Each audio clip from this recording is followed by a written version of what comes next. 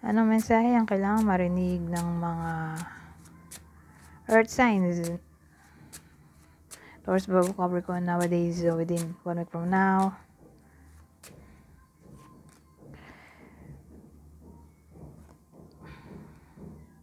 Well, maghihiwalay to, relasyon na to. Niisip ko kung ano ba to. Well, yung iba sa inyo, mukhang maghihiwalay.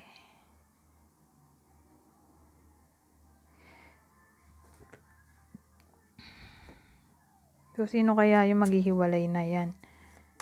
Na earth sign, sinong partner para malaman kung para sa kanila.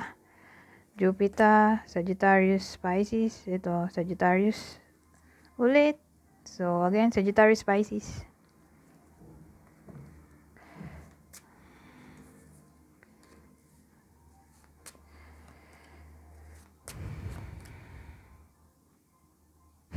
Ano to?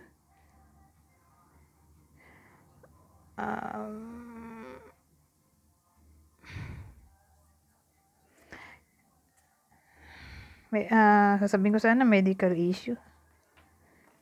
Oh, like, nangyayari na to. Sabihin natin, may sakit yung iba sa inyo. O, kakilala, may sakit. Mukhang gagaling na yon. May chance pa na gumaling o makauwi mula sa pagkaka-confine.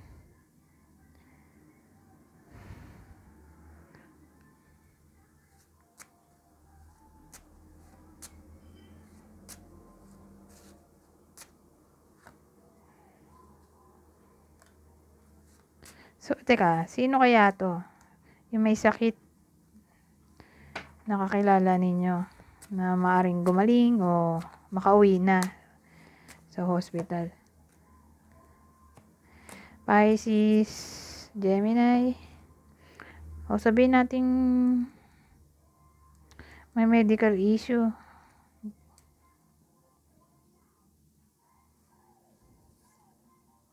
Actually, dalawa nga naisip ko eh. Kasi snake to eh.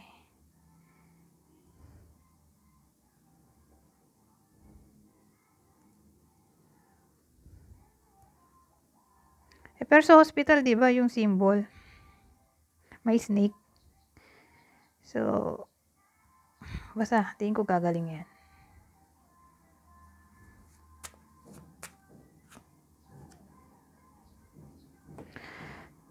Ano to? Well, scam na to. Baka ma-scam o maloko. May ano tayo dito, oh.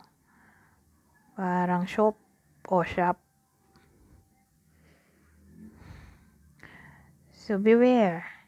O baka mangat-ngat, mabulok, ma-expire. Mangat-ngat ng mabait, masira. Yung paninda. Okay? Kung meron man. O sabihin natin binentahan, tapos hindi nagbayad.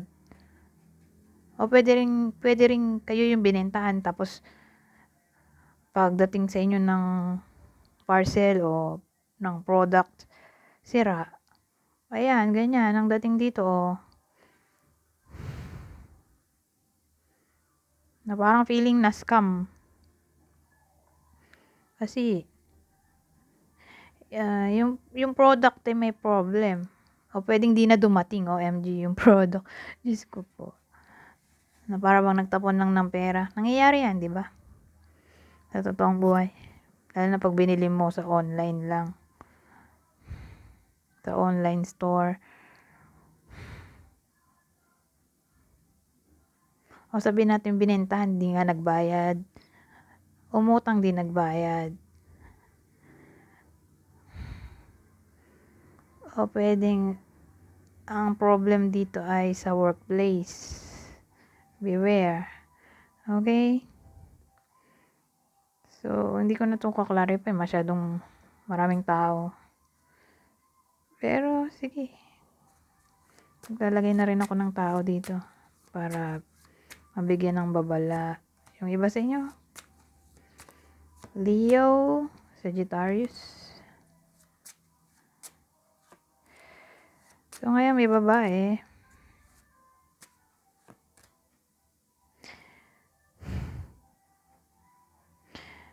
Well, ang gusto niyang mangyari ay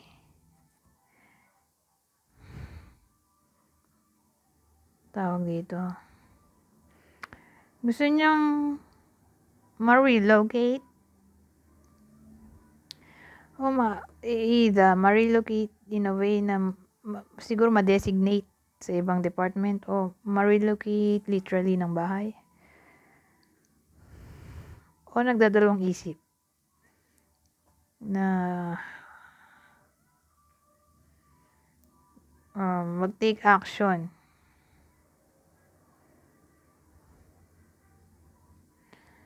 Kasi may crossroads tayo dito eh.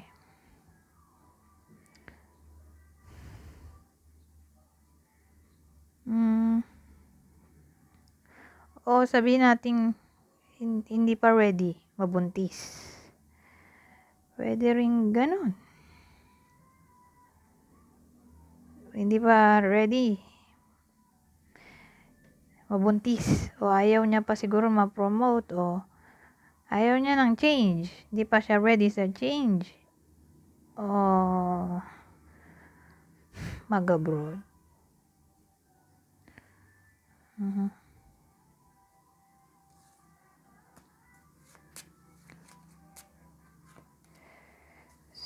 So,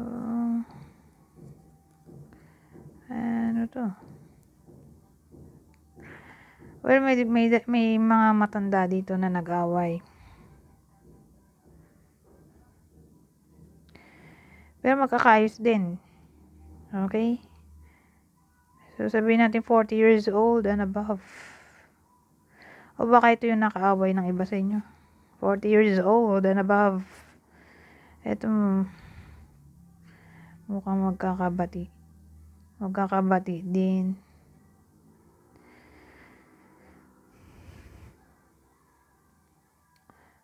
Pwede nga rin tong lolo. Nakaaway ang lolo. O someone na lolo na.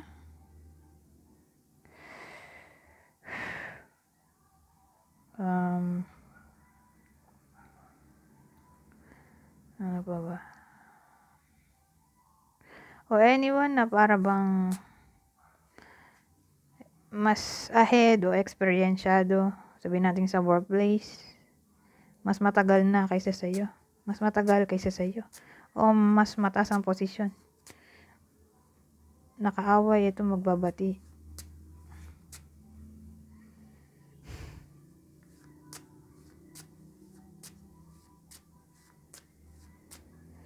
O pwede rin tong tita, tito, lola, lolo.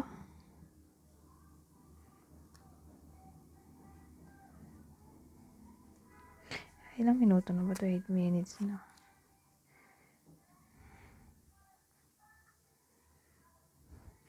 Ito magkakaroon ng newfound friends yung iba sa inyo.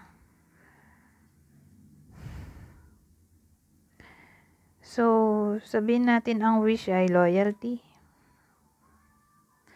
Posible. Ano to?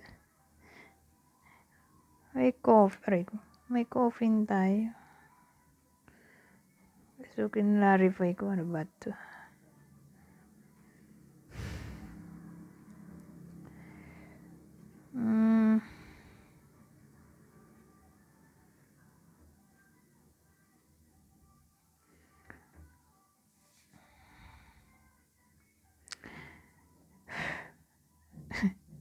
Wait nga, isa pa nga.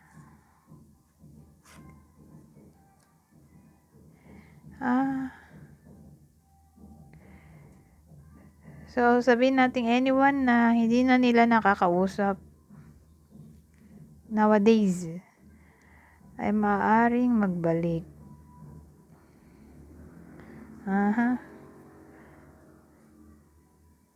Kasi ito yung wish ng iba sa inyo, magbalik yung someone na hindi na nila nakakausap. More like friend.